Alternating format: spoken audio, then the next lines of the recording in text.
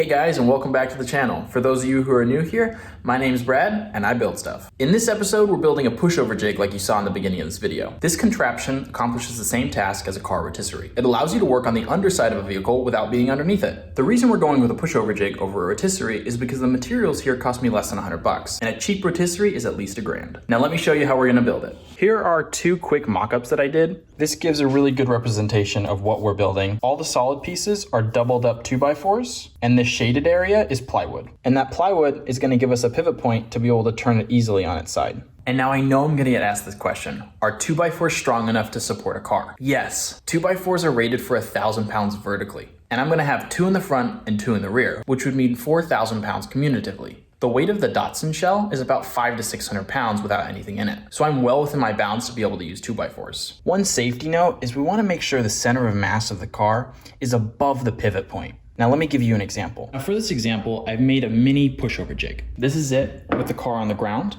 normally, and this is it when the car is on its side. Now to replicate the mass of the car, we're gonna take this vice grip and attach it to this side. This is where the car mass usually would be, which holds fine. Now let me show you what happens when you put the center of mass on the opposite side of the pivot. Not only could that damage your car or your frame, but it could damage you. So make sure you have that pivot set up right and be careful. Now before we build the actual pushover jig, we need to build some mounts for the front of the car. So for the front here, we're gonna be mounting via these 2 bolts on each side. And my thought is we're gonna have a piece of angle iron come all the way out here, gonna be welded to a piece to kind of make an L bracket, which will then bolt onto the pushover jig. In the rear bumper will come off, and there's actually mounting points right here, which we can mount the pushover jig to. So we don't have to make anything custom for the rear, only for the front.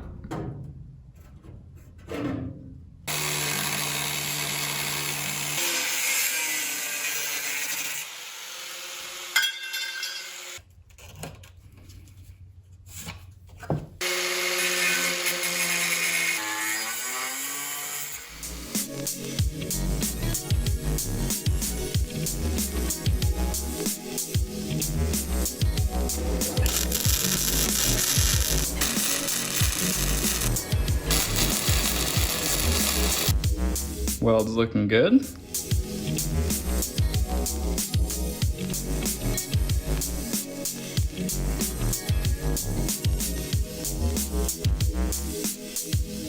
We have one mount made. Now we're gonna make the other one. And now both mounts are done. And we can finally build the jig. So now we're gonna put 2 pieces of 2x4 together and make this bottom piece. And this piece on this side where the pivot is has to stick out farther than the fender in the rear. With the front fender off, the front clip ends here, but the piece of wood has to be out all the way past the fender to make it so when we roll, we don't touch the car on the ground. The distance the wood goes out on this side really doesn't matter as long as there's enough where it's structurally sound.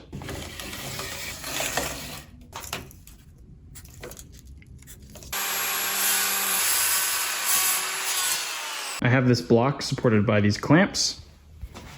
This line, this is the minimum line that I need to be able to clear the fender in the back. I did give myself a couple extra inches, so the car will be at least 5 to 6 inches off the ground. Let's mark up these holes, drill them out, and get this officially mounted.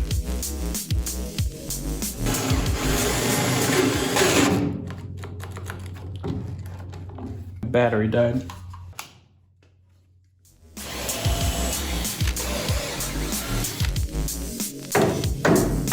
For the hardware here, we're using 3/8 bolt, 2 washers, a lock washer, and a nut.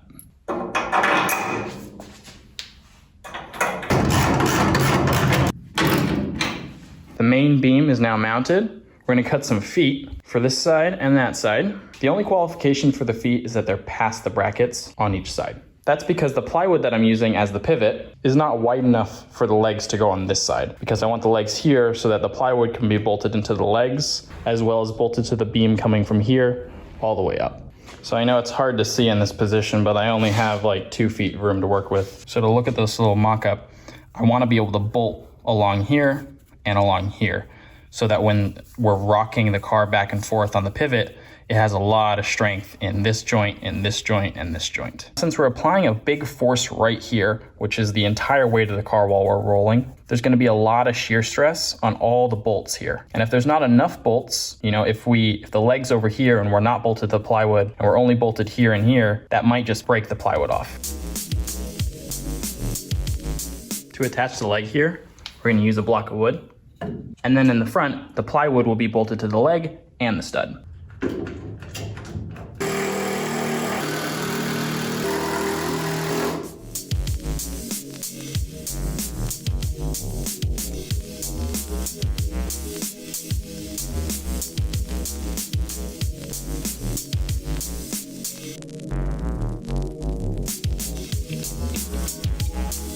Legs are attached. I added an extra 2x4 in the front here since there's not going to be any plywood on this side. So plywood on that side to add some rigidity to the leg there, extra 2x4 to add rigidity here.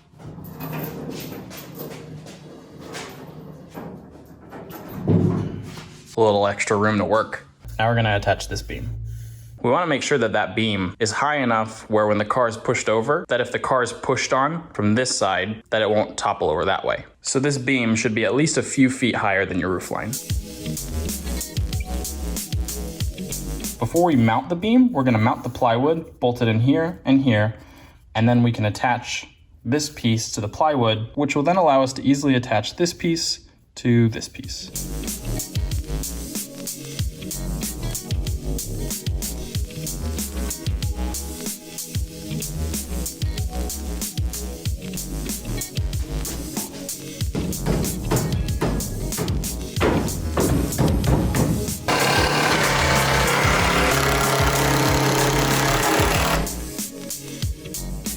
Now we're bolted along here, so this piece isn't going anywhere. We've added construction screws along here, here, and then the leg here. So now you can see this is kind of wobbly. So now it's time to add this support. We have this piece clamped on. We're gonna bolt it in here, and then we're gonna use a reciprocating saw to chop off the end. Once this side's bolted in, then we'll bolt that side in.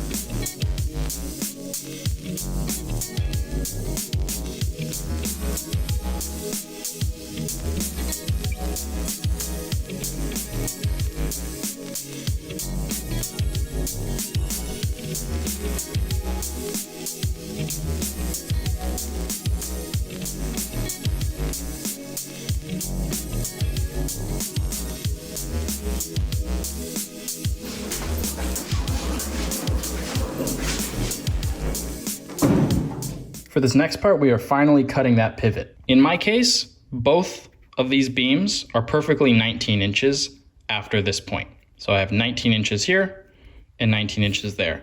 So if this is a circle, then that's my radius, 19 inches. So we're gonna put a screw here and we're gonna attach a string and we're gonna measure 19 inches, attach our marker to that string, and then be able to draw a perfect line on that plywood.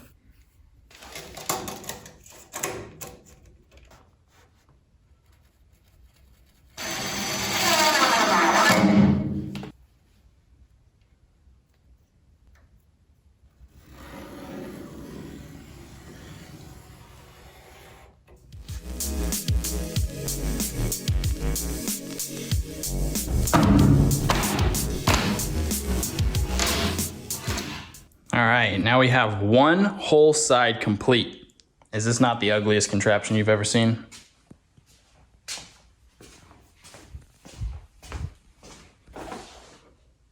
For the other side, I'm gonna time lapse through it because there's no need to explain all this stuff again.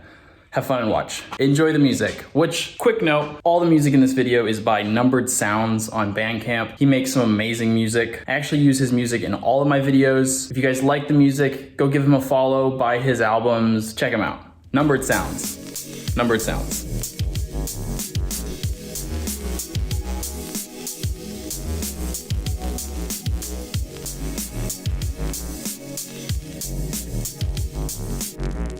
A little mid-time lapse update. I had to take the suspension out of the car on both sides. The rear bumper is off. It got stuck here, so I ended up just chopping the bumper. What I really wanted to show you guys was this bumper mount. This is what I'm gonna be using for the pushover jig on this side. So on the front, we made brackets, but on the rear, we're just using what's here already. which is this.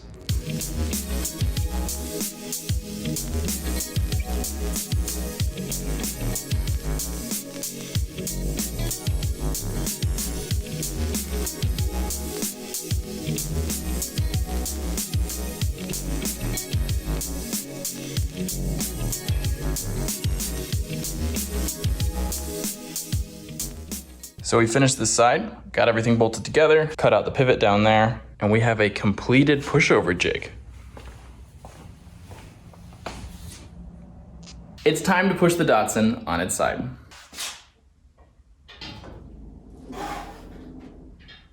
Oh, that is really heavy.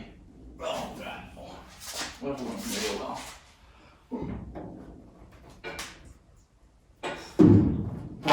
I would need like 5 people to be able to do this. This is crazy heavy. How the heck? It's too heavy for me to do by myself. I've seen so many videos of pushover jigs with like 1 or 2 people doing it. So I'm either really weak or the Datsun shell is way heavier than other shells. It's probably just me. So I'm gonna jack it up to the shop crane and try pushing it over again. We have it hooked up. We have it mounted to the door hinges and the seat rails, which in my opinion are 2 very strong points of the car. And we're about to find out how strong they really are.